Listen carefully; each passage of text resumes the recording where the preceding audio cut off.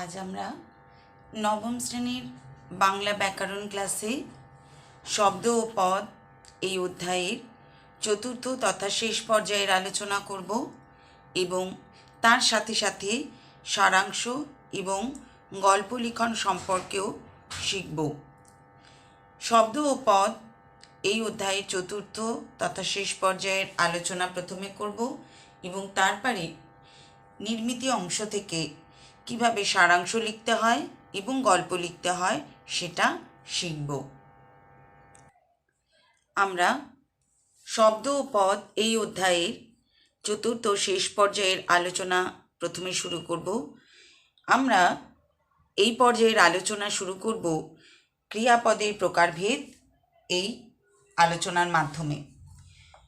ক্রিয়াপদগুলিকে বাংলা ভাষায় মূলত আমরা তিনটি শ্রেণীতে ভাগ করতে পারি: গঠনগত, অবস্থাগত এবং অন্বয়গত বা কর্ম সম্বন্ধীয় ক্রিয়ার প্রকারভেদ। তার মানে ক্রিয়ার গঠনগত প্রকারভেদ, ক্রিয়ার অবস্থাগত প্রকারভেদ এবং কর্ম সম্বন্ধীয় বা অন্বয়গত প্রকারভেদ। এই অনুযায়ী আমরা ক্রিয়াপদের শ্রেণীবিভাগ আলোচনা করব। প্রথমেই আমরা জেনে নেব ক্রিয়ার গঠনগত প্রকারভেদ। ক্রিয়ার গঠনগত প্রকারভেদের আলোচনা করতে গেলে আমরা প্রথমে ক্রিয়াপদের চারটি ভাগ পাই: মৌলিক ক্রিয়াপদ, সাধিত ক্রিয়াপদ, সংযোগমূলক ক্রিয়াপদ এবং যৌগিক ক্রিয়াপদ। সাধিত ক্রিয়াপদকে আবার আমরা তিনটি ভাগে ভাগ করতে পারি: প্রযোজক ক্রিয়া, নামধাতুজ ক্রিয়া এবং ধন্যাত্মক ক্রিয়া। প্রথমে আমরা জেনে নিই মৌলিক ক্রিয়াপদ কাকে বলে। যেসব ধাতু অবিভাজ্য অর্থাৎ যাদের বিশ্লেষণ করা যায় না তাদের বলে মৌলিক ধাতু। এই মৌলিক ধাতুর সঙ্গে ক্রিয়াবিভক্তি যুক্ত হয়ে বাক্যে ব্যবহারের উপযোগী যে ক্রিয়াপদ গঠিত হয় তাকেই বলে মৌলিক ক্রিয়াপদ। একটি উদাহরণ দেওয়া হচ্ছে, দেখো, চল যোগ এ চলে, কর যোগ শূন্য বিভক্তি করো। চল এটি একটি মৌলিক ধাতু, এর সঙ্গে এই ধাতু বিভক্তি যুক্ত হয়ে চলে। কর একটি মৌলিক ধাতু, তার সঙ্গে শূন্য বিভক্তি যুক্ত হয়ে হলো করো।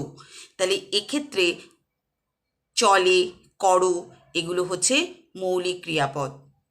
দ্বিতীয় ভাগ হচ্ছে সাধিত ক্রিয়াপদ। প্রত্যয়যোগে গঠিত ধাতুকে বলা হয় সাধিত ধাতু। এই সাধিত ধাতুর সঙ্গে যখন বিভক্তি যুক্ত হয় তখনই তাকে বলা হয় সাধিত ক্রিয়া। যেমন ধর যোগ আ ধরা, এটা হচ্ছে সাধিত ধাতু। এই ধরা থেকে ধরাচ্ছেন, ধরাবেন ইত্যাদি ক্রিয়াপদ পাওয়া যায়। এই ক্রিয়াপদগুলিকে আমরা সাধিত ক্রিয়াপদ বলে গণ্য করতে পারি। সাধিত ক্রিয়াপদকে আমরা আবার তিনটি শ্রেণীতে ভাগ করতে পারি। প্রথম ভাগ হচ্ছে প্রযোজক ক্রিয়া। অন্যকে দিয়ে কোনো কিছু করানো বোঝানোর জন্য আ প্রত্যয় যোগ করে যে ধাতু গঠিত হয় তাকে প্রযোজক ধাতু বলে। প্রযোজক ধাতুর সঙ্গে বিভক্তি যুক্ত হলেই তা প্রযোজক ক্রিয়াপদে পরিণত হয়।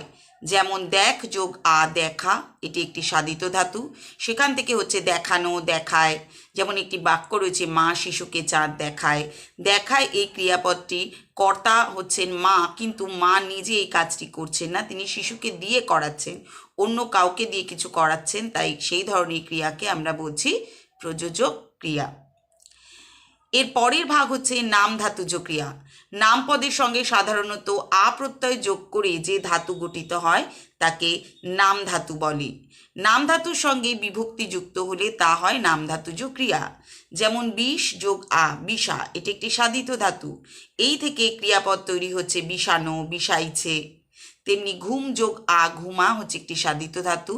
এর থেকে তৈরি হচ্ছে ঘুমাচ্ছে, ঘুমানো ইত্যাদি।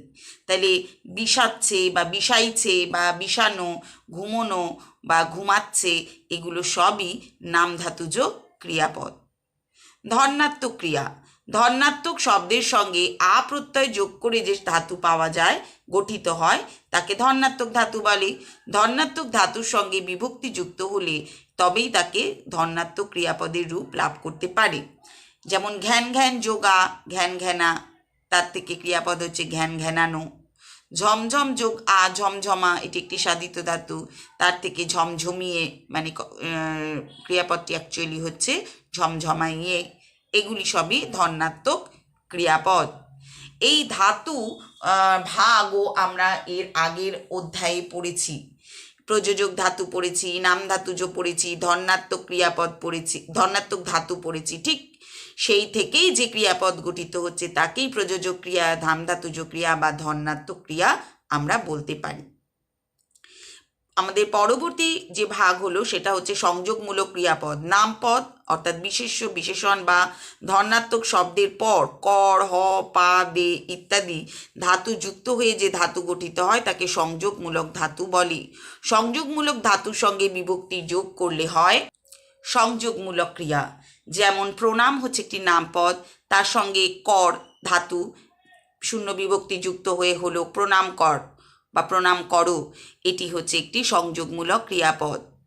তেমনি বহাল করো, বরখাস্ত করো, দর্শন করো, রাজি হ, লাফ মার, ডুব মার, লজ্জা পা ইত্যাদি সবই হলো সংযোগমূলক ক্রিয়ার উদাহরণ। আমাদের পরবর্তী যে ভাগ সেটা হচ্ছে যৌগিক ক্রিয়াপদ। ইয়া ইতে বিভক্তিযুক্ত অসমাপিকা ক্রিয়ার পর অন্য ধাতু নিষ্পন্ন সমাপিকা ক্রিয়া যুক্ত হয়ে যে ক্রিয়াপদ গঠন করে এবং বিশিষ্ট অর্থ প্রকাশ করে তাকেই বলা হয় যৌগিক ক্রিয়া। যেমন ছেলেটি বল খেলিতে লাগিল, খেলিতেই লাগিল, খেলিতে হচ্ছে ইতে যুক্ত অসমাপিকা ক্রিয়া এবং লাগিল একটি সমাপিকা ক্রিয়া এবং অন্য ধাতু থেকে উৎপন্ন। বসিয়া পড়িল, হাসিতে লাগিল, জাগিয়া রহিল, এগুলো সবই যৌগিক ক্রিয়া। আমাদের একটা কনফিউশন হয় সংযোগমূলক ক্রিয়া এবং যৌগিক ক্রিয়ার মধ্যে, কিন্তু ব্যাপারটা এর মধ্যে বেশ কিছুটা তফাৎ আছে। যেমন সংযোগমূলক ক্রিয়ার মধ্যে প্রথম পদটি হচ্ছে একটি নামপদ, যৌগিক ক্রিয়ার ক্ষেত্রে প্রথম পদটি হচ্ছে একটি ইতে যুক্ত বা ইয়া বা ইতে বিভক্তিযুক্ত অসমাপিকা ক্রিয়া। এবার আমরা ক্রিয়ার অবস্থাগত প্রকারভেদ সম্পর্কে জানব। ক্রিয়ার অবস্থাগত প্রকারভেদে আমরা প্রথমে তো দুটো ভাগ পাচ্ছি, একটা হচ্ছে সমাপিকা ক্রিয়া আর একটা হচ্ছে অসমাপিকা ক্রিয়া। এই অসমাপিকা ক্রিয়াকে আমরা আবার চারটে ভাগে ভাগ করতে পারি: আ অন্ত, ইলে বা লে অন্ত, ইয়া বা এ অন্ত, ইতে বা তে অন্ত। তাহলে ক্রিয়ার অবস্থাগত প্রকারভেদে আমরা দুটো ভাগ পাচ্ছি, সমাপিকা ক্রিয়া, অসমাপিকা ক্রিয়া। অসমাপিকা ক্রিয়ার ক্ষেত্রে আমরা আবার চারটে ভাগ পাচ্ছি। আমরা এবার প্রথমেই জেনে নেব সমাপিকা ক্রিয়া কাকে বলি। যে ক্রিয়ার ব্যবহারে বাক্যের গঠন ও অর্থপূর্ণতা লাভ করে, আর কিছু বলবার দরকার হয় না বা আরও কিছু জানবার কৌতূহল থাকে না, তাকেই সমাপিকা ক্রিয়া বলে। যেমন দিদিমণি ক্লাসে পড়াচ্ছেন, আমরা ব্যাকরণ পড়ছি, নরেন ব্ল্যাকবোর্ডে লিখছে, সুভাষ মাঠে খেলছে, এই সবগুলি হচ্ছে সমাপিকা ক্রিয়ার উদাহরণ। অসমাপিকা ক্রিয়া যে ক্রিয়ার ব্যবহার করলে বাক্যের গঠন ও অর্থ পূর্ণতা লাভ করে না, আরও কিছু বলবার প্রয়োজনীয়তা বা জানবার ইচ্ছা থেকে যায়, সেই রকম ক্রিয়াকে অসমাপিকা ক্রিয়া বলা হয়। এক্ষেত্রে বাক্যের গঠন ও অর্থের পূর্ণতার জন্য একটি সমাপিকা ক্রিয়ার প্রয়োজন হয়। যেমন জন্মিলে মরিতে হবে, মরিতে এটি অসমাপিকা ক্রিয়া, বা জন্মিলে এটি অসমাপিকা ক্রিয়া, এতে অর্থ সম্পূর্ণ হচ্ছে না, এদের অর্থ সম্পূর্ণ করবার জন্য হবে এই সমাপিকা ক্রিয়ার প্রয়োজন হচ্ছে। তাহলে এগুলি হচ্ছে অসমাপিকা ক্রিয়ার উদাহরণ। আচ্ছা, এই অসমাপিকা ক্রিয়াকে আমরা চারটি শ্রেণীতে ভাগ করতে পারি: আ অন্ত অসমাপিকা, ইয়া বা এ অন্ত, ইতে বা তে অন্ত, ইলে বা লে অন্ত অসমাপিকা ক্রিয়া। আ অন্ত অসমাপিকা ক্রিয়া হচ্ছে যে অসমাপিকা ক্রিয়ার শেষে আ থাকে তাদের আ অন্ত অসমাপিকা ক্রিয়া বলা হয়, যেমন দিয়া, করা, বলা, গিয়া। ইয়া বা এ অন্ত অসমাপিকা ক্রিয়া যে অসমাপিকা ক্রিয়ার শেষে ইয়া সাধু ভাষার ক্ষেত্রে এবং এ চলিত ভাষায় যুক্ত হয় তাকে বলা হচ্ছে ইয়া বা এ অন্ত অসমাপিকা। যেমন করে বা করিয়া, ছুটিয়া, ডাকিয়া, ধরে, বকে, এগুলো সবই এই পর্যায়ে। ইতে বা তে অন্ত অসমাপিকা ক্রিয়া হচ্ছে ইতে হচ্ছে সাধু ভাষায়, তে হচ্ছে চলিত ভাষায়, এই রকম ক্রিয়া শেষে যুক্ত থাকে। যেমন করিতে, দেখিতে, দেখিতে বা দেখতে, ইতে বা তে, বলতে, এগুলো সবই এই পর্যায়ে। ইলে বা লে অন্ত অসমাপিকা ক্রিয়া যেসব অসমাপিকা ক্রিয়া শেষে ইলে সাধু ভাষার ক্ষেত্রে এবং লে চলিত ভাষার ক্ষেত্রে যুক্ত হয়। হাসিলে, ভাবলে, কাঁদিলে, কাঁদাইলে, এরকম এগুলি সবই এই অসমাপিকা ক্রিয়ার পর্যায়ের অন্তর্গত আমরা ধরতে পারি। ক্রিয়ার অন্বয়গত প্রকারভেদে আমরা পাচ্ছি তিনটে ভাগ: সকর্মক, অকর্মক এবং দ্বিকর্মক। অন্বয়গত বা আমরা একে বলতে পারি যে কর্ম সম্বন্ধীয় ভাগও এদের বলতে পারি। এটি কর্মের সঙ্গে সম্পর্কযুক্ত, যা সেইভাবে তিনটে ভাগ আমরা করছি: সকর্মক, অকর্মক এবং বিকর্মক ক্রিয়াপদ। সকর্মক ক্রিয়া হচ্ছে যে ক্রিয়ার কর্ম থাকে তাকে বলা হয় সকর্মক ক্রিয়া। মা ভাত দাও, আমরা জানি যে ক্রিয়াপদকে কি বা কাকে দিয়ে প্রশ্ন করলে যে উত্তর আসে সেটাই হচ্ছে সেই ক্রিয়ার কর্ম। দাও, কি দাও? ভাত দাও। বই পড়ো, কি পড়ো? বই পড়ো। ভগবানকে এক মনে ডাকো, কাকে ডাকো? ভগবানকে। তাহলে এই তিনটে বাক্যের ক্ষেত্রে কিন্তু ক্রিয়াপদগুলোর একটি করে কর্ম আছে, তাই একে আমরা বলছি সকর্মক ক্রিয়াপদ। আচ্ছা, অকর্মক ক্রিয়াপদ, যে ক্রিয়ার কর্ম থাকে না তাকে অকর্মক ক্রিয়া বলে। যেমন ছেলেটি কাঁদে, মেয়েটি নাচে, ঘোড়াটি দৌড়োয়, বৃদ্ধ লোকটি ঘুমায়। হ্যাঁ, কি কাঁদে? কোনো উত্তর নেই। কি নাচে? কোনো উত্তর নেই। কি দৌড়ায়? এখানে কে দৌড়ায় হলে ঘোড়াটি হয়, কি দৌড়ায় বলবো না, বা কাকে বা কি দিয়ে প্রশ্ন করলে উত্তর আসছে না। বৃদ্ধ লোকটি ঘুমায়, এখানেও কাকে বা কি দিয়ে প্রশ্ন করলে উত্তর আসছে না। তাই এক্ষেত্রে কোনো এই বাক্যগুলির চারটি বাক্যের মধ্যে কোনোটাতেই ক্রিয়াপদে কর্ম নেই, তাই একে অকর্মক ক্রিয়া বলতে পারি। আবার 3 নম্বর ভাগ হচ্ছে দ্বিকর্মক ক্রিয়া, যে ক্রিয়ার আবার দুটি কর্ম থাকে তাকে দ্বিকর্মক ক্রিয়া বলে। মা মেয়েকে বই কিনে দিলেন, কি কিনে দিলেন? বই কিনে দিলেন। কাকে দিলেন? মেয়েকে। তাহলে দুটিরই উত্তর আছে, তাহলে এই বাক্যে দুটি কর্ম আছে, তাই একে দ্বিকর্মক ক্রিয়া বলি। এবার এক্ষেত্রে আমাদের একটু মনে রাখতে হবে, এই যে দুটি ক্রিয়াপদ এর মধ্যে একটি হচ্ছে মুখ্য কর্ম আর একটি হচ্ছে গৌণ কর্ম। তাহলে মুখ্য কর্ম কোনটি আর গৌণ কর্ম কোনটি? মুখ্য কর্ম হচ্ছে অপ্রাণীবাচক যে কর্মটি অর্থাৎ বই, আর গৌণ কর্ম হচ্ছে প্রাণীবাচক যে কর্মটি অর্থাৎ মেয়ে। তাহলে এটা আমাদের একটু মনে রাখতে হবে যে দ্বিকর্ম ক্রিয়ায় অপ্রাণীবাচক কর্মটি হচ্ছে মুখ্য কর্ম আর প্রাণীবাচক কর্মটি হচ্ছে গৌণ কর্ম। এছাড়াও ক্রিয়ার আরও অন্যান্য কয়েকটি প্রকারভেদ আছে। তার মধ্যে একটি হচ্ছে অস্তর্থক ক্রিয়া, আরেকটি হচ্ছে নঙর্থক ক্রিয়া, আরেকটি হচ্ছে খুব ইম্পর্টেন্ট আমাদের মনে রাখতে হবে পঙ্গু ক্রিয়া বা অপূর্ণ ক্রিয়া। এই তিনটি ভাগ সম্পর্কে এবার আমরা আলোচনা করব। অস্তর্থক ক্রিয়া, যে ক্রিয়া অস্তিবাচক বা যা আছে অর্থে ব্যবহার করা হয় তাকে অস্তর্থক বা সদর্থক ক্রিয়া বলে, অর্থাৎ পজিটিভ, আছে। আছ এই সংস্কৃত ধাতু জাত, ধাতু থেকে জাত হচ্ছে এই ক্রিয়া ধাতুটি। এই ক্রিয়াটি থেকে হচ্ছে ছিল, ছিলে, ছিলাম, আছে, এগুলো সবই আচ ধাতু থেকে সৃষ্টি, এগুলি অস্তর্থক ক্রিয়ার উদাহরণ। বট, বট হচ্ছে সংস্কৃত বৃত বা বর্ত ধাতু থেকে এসেছে বাংলায়। আর অতীত বা ভবিষ্যৎকালে এর কোনো রূপ নেই, কিন্তু একে আমরা দেখি একা দেখি কুলবধূকে বট আপনি। হ্যাঁ, এরই রূপ হচ্ছে থাক, র, বস, হ, এগুলি সব এই অস্তর্থক ক্রিয়াপদের এগুলি সব উদাহরণ। থাক ধাতু থেকে থাকিল, থাকে, থাকবে। বস ধাতু থেকে বস, বসে, বসিব, বসিল। র ধাতু থেকে রহিল, রয়, রইবে। হ ধাতু থেকে হইল, হয়, হইবে। এগুলো সব হচ্ছে অস্তর্থক ক্রিয়াপদের উদাহরণ, অস্তর্থক ক্রিয়ার উদাহরণ। বাংলায় এই নঙর্থক বা নস্তর্থক ধাতুটি প্রচলিত।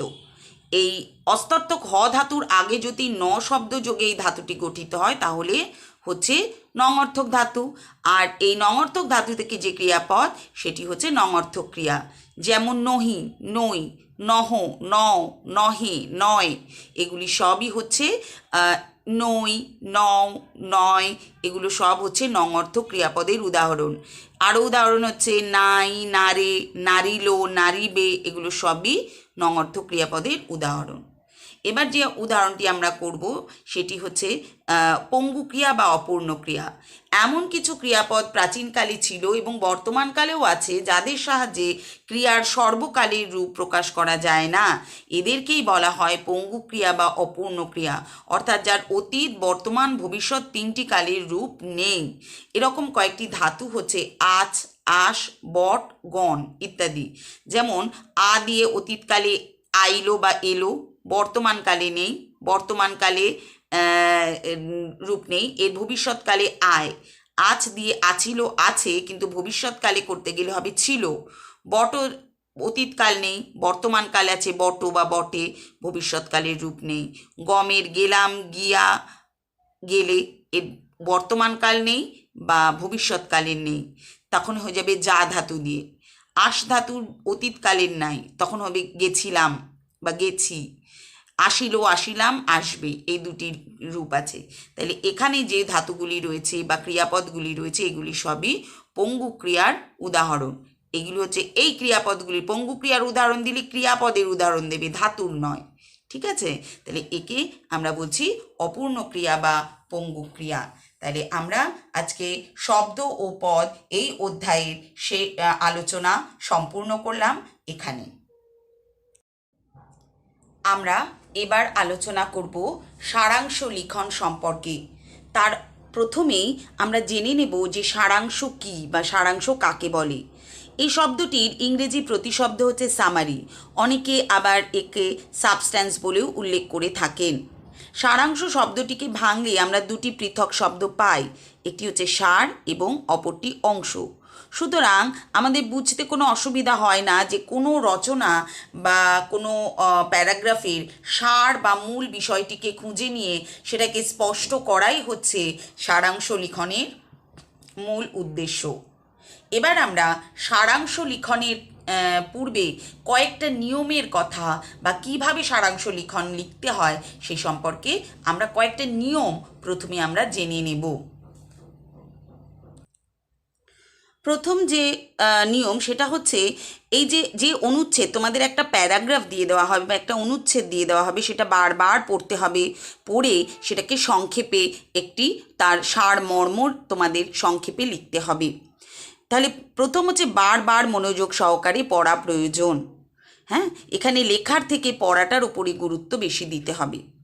2 নম্বর বিষয় হলো সেটা হচ্ছে উত্তর কত শব্দ সংখ্যার মধ্যে লিখতে হবে সেটা আগে থেকেই ভেবে নিতে হবে।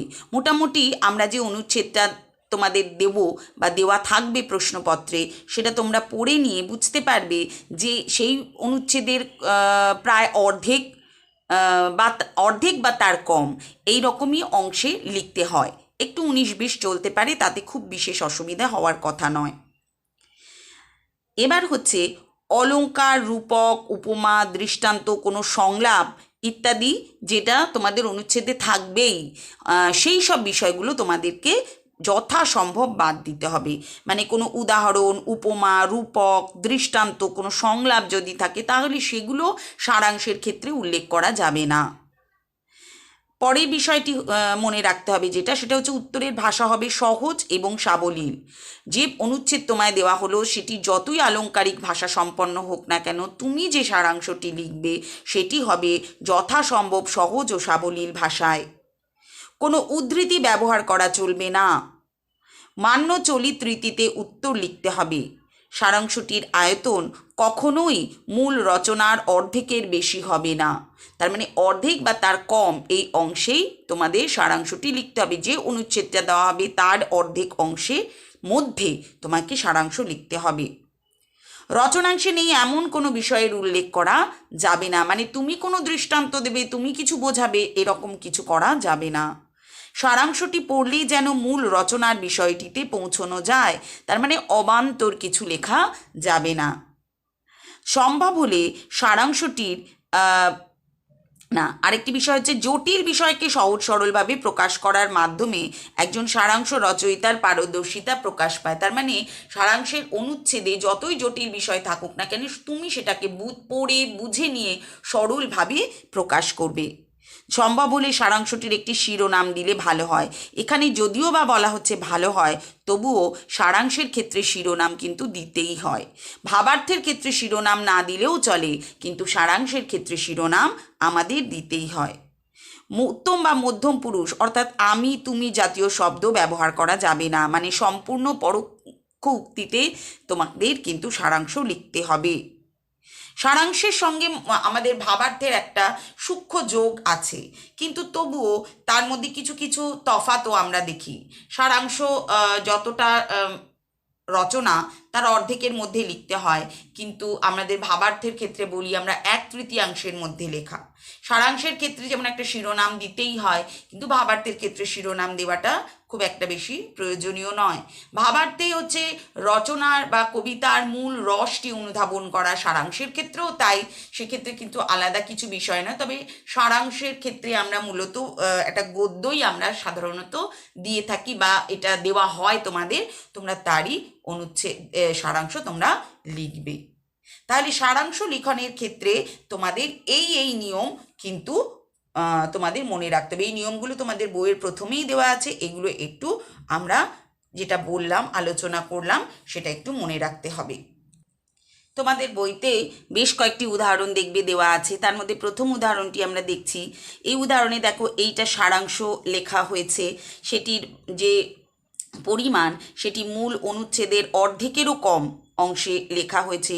খুব সহজ সরল ভাষায় ছোট ছোট বাক্যে, সরল বাক্যে উত্তরটি লেখা হয়েছে সারাংশটি, এবং একটা শিরোনাম দেওয়া হয়েছে।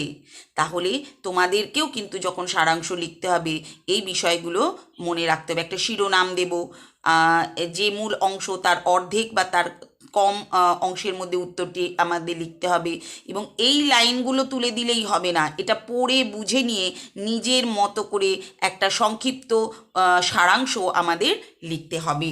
তাহলে সারাংশ লিখনের ক্ষেত্রে এই নিয়মগুলো তোমাদের ফলো করতে হবে, এবং 5 নম্বরের মতো সারাংশ লিখন তোমাদের 5 নম্বরের আসে। তোমাদের ভাবার্থ, ভাব সম্প্রসারণ, সারাংশ এবং গল্প লিখন, এই 4টি বিষয়ের মধ্যে যে কোনো একটি বিষয়ে লিখতে হয়। এবার তোমরা যখন যেটা লিখবে সেই নিয়মগুলো তোমরা অনুসরণ করবে। এবার আমরা আলোচনা করব গল্প লিখন সম্পর্কে। গল্প বলা আর গল্প শোনা মানুষের একটা দুর্নিবার আকাঙ্ক্ষা। গল্প নানা উদ্দেশ্যে বলা হয়ে থাকে, লোকশিক্ষা, শুভ অশুভের পার্থক্য নির্ণয়, সৎ অসৎ চিনতে শেখানো ইত্যাদি নানা কারণে। ঈশ্বর, যীশুখ্রিস্ট, শ্রীরামকৃষ্ণ প্রত্যেকেই গল্পের মাধ্যমে তাদের বাণী প্রচার করে গেছেন। এই গল্প বা ছোট গল্প, আমাদের ক্ষেত্রে আলোচ্য বিষয় হচ্ছে ছোট গল্প। ছোট গল্পের বাংলা সাহিত্যে ছোট গল্পের জনক হচ্ছেন রবীন্দ্রনাথ ঠাকুর। রবীন্দ্রনাথ ঠাকুর তার সোনার তরী কাব্যগ্রন্থের বর্ষাযাপন এই কবিতার আদর্শ ছোট গল্পের বৈশিষ্ট্যগুলি সুচারুরূপে তিনি নির্দেশ করেছেন। এ থেকে আমরা ছোট গল্প কেমন হবে সে সম্পর্কে আলোচনা করতে পারি। আমরা কবিতাটি একটু দেখি। ছোট প্রাণ ছোট ব্যথা, ছোট ছোট দুঃখ কথা, নিতান্তই সহজ সরল। এটা সম্পূর্ণ কবিতা নয়, কবিতার কিছুটা অংশ। সহস্র বিস্মৃতি রাশি, প্রত্যহ যেতেছে ভাসি, তারই দুচারিটি অশ্রুজল। নাহি বর্ণনার ছটা, ঘটনার ঘন ঘটা, নাহি তত্ত্ব নাহি উপদেশ, অন্তরে অতৃপ্তি রবে, সাঙ্গ করি মনে হবে, শেষ হয়ে হইল না শেষ। তাহলে ছোট গল্প সম্পর্কে এই কবিতাটিকেই কিন্তু সংজ্ঞা হিসেবে গ্রহণ করা হয়, কারণ ইতিপূর্বে বাংলা সাহিত্যে ছোট গল্প কি এ সম্পর্কে কেউ কখনো আলোচনা করেননি বা ছোট গল্প লেখেননি। তাই রবীন্দ্রনাথই প্রথম ছোট গল্প কি বিশ্ব সাহিত্য দ্বারা অনুপ্রাণিত হয়ে তিনি বাংলা সাহিত্যে সেটি এই ধারাটির অবতারণা করেছিলেন। ছোট গল্প বা গল্প রচনার শুরুতে আমাদের কয়েকটা নিয়ম মনে রাখতে হবে। প্রথমেই শুরুতে প্লট বা কাহিনীর কাঠামোটি ভেবে নিতে হবে। তারপর গল্পের যে সংকেত সূত্র থাকে সেটিকে ভিত্তি করে গল্পটিকে গড়ে তুলতে হবে। দ্বিতীয় হচ্ছে যে শেষ পর্যন্ত গল্প পাঠকের কৌতূহল যেন বজায় থাকে এমনভাবে কাহিনীটিকে সাজাতে হবে। তৃতীয়ত হচ্ছে কাহিনী সূত্র এবং চরিত্র সংখ্যা বজায় রেখে কম বেশি 150টি শব্দের মধ্যে গল্পটি শেষ করার চেষ্টা করতে হবে। তোমাদের এই শব্দসীমাই দেওয়া থাকে। গল্পের একটি অর্থপূর্ণ শিরোনাম অবশ্যই দিতে হবে, আর দিতে হবে একটা নীতিকথা। কিন্তু এক্ষেত্রে বলার বিষয় যে সব গল্পে কিন্তু নীতিকথা থাকে না, তাই নীতিকথা আবশ্যিক নয়। যদি পারো দিতে পারো, না দিলেও চলে, কিন্তু অর্থপূর্ণ শিরোনাম অবশ্যই থাকে এবং শিরোনামের জন্য একটা আলাদা নম্বর বরাদ্দ থাকে। গল্পের ভাষা হবে সহজ সরল, এ তো অবশ্যই। গল্পটি যেন আকর্ষণীয়ভাবে শেষ হয়। কাহিনীর শেষে বা চমক বা মোচড় বা টুইস্ট থাকলে পাঠকের মনে তা বিস্ময়ের সৃষ্টি করতে পারে। গল্প বলা বা লেখার কৌশলটা একদিন দুদিনের বিষয় নয়, এটি দীর্ঘ চর্চার বিষয়। যত সংখ্যক গল্প, ছোট গল্প তোমরা পড়বে, তত ভালো করে গল্প লিখন তোমাদের পক্ষে লেখা সহজ হবে। ছোট গল্পের চরিত্র সংখ্যা যাতে কম হয় সেদিকে খেয়াল রাখতে হবে, মানে অনেক বেশি চরিত্র এখানে ব্যবহার করা যাবে না। ছোট গল্প বহু রকম হতে পারে, বিষয় অনুসারে কথন রীতিও বদলাতে হবে। যে বিষয়ে লেখা গল্প বা গল্প সংকেত দেওয়া থাকবে সেই অনুযায়ী তোমাদের কিন্তু গল্পের বলার কৌশলটা পাল্টাতে হবে। তাহলে মোটামুটি এই নিয়মগুলো মেনে তোমাদের উত্তর কিন্তু লিখতে হবে। একটা প্রথম থেকেই কাহিনীর কাঠামো ভেবে নিতে হবে। চরিত্র বেশি সংখ্যক চরিত্র লেখা যাবে না, এবং গল্পটা এমনভাবে সাজাতে হবে যে শেষ পর্যন্ত যেন একটা কৌতূহল বজায় থাকে।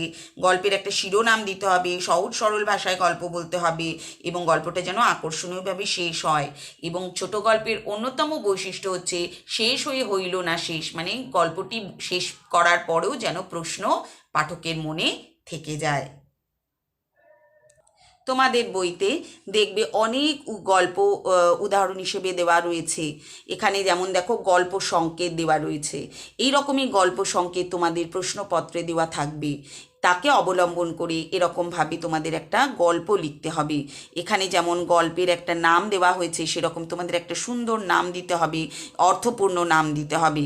এবং এখানে নীতিকথা দেওয়া রয়েছে, তোমরা যদি পারো, যদি বোঝা যায় যে এতে কোনো একটা মেসেজ রয়েছে, সেই মেসেজ বা নীতিকথা সেটা কিন্তু মানুষকে, লোকশিক্ষার একটা বার্তা রয়েছে, তাহলে সেই লোকশিক্ষার বার্তাটাকে নীতিকথার মতো করে তোমরা লিখতে পারো। তবে এটা আবশ্যিক নয়, বারবারই বলছি, তোমাদের শিরোনাম যেমন আবশ্যিক, নীতিকথা কিন্তু আবশ্যিক নয়। কোনো গল্পে হয়তো নীতিকথামূলক কোনো বিষয় নাও থাকতে পারে। তাহলে মোটামুটি তোমরা গল্প লিখন এভাবে লিখবে। তাও বলছি, ভাব সম্প্রসারণ, ভাবার্থ, গল্প লিখন এবং সারাংশ লিখন, এই 4টি বিষয়ের মধ্যে যে কোনো একটি বিষয় নিয়ে তোমাদের উত্তর লিখতে হবে। এবং সেক্ষেত্রে হয়তো 2 কি 3টে বিষয় দিয়ে দেওয়া হলো, কি 4টে বিষয় দিয়ে দেওয়া হলো, তোমাদের বলা হলো যে কোনো একটি বিষয় নিয়ে লেখা। তাহলে সেক্ষেত্রে যদি 2টো বিষয় নিয়ে বলা হয়, তাহলে তোমরা মোটামুটি 2 কি 3টে বিষয়ের সম্পর্কে নিজেদের প্রস্তুত রাখবে।